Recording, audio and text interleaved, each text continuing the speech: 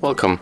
If you want to customize keyboard theme with picture or photo on your OnePlus Nord N10 5G, at first you have to get the picture that you want to set up as your theme, right?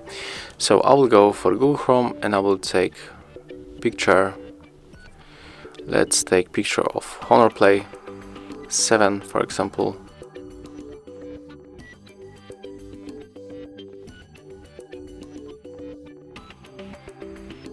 You know, it's only example, so just take the picture and click hold, tap to download, and after that we have to move for the settings, scroll down, click system, tap on languages and input, select virtual keyboard, click on the Gboard and then tap on the theme, click right here,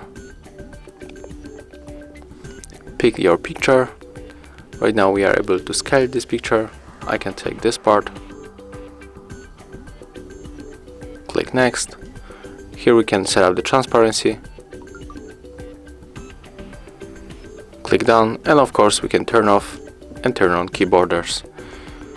Click apply, and after that you can see here that our theme has changed.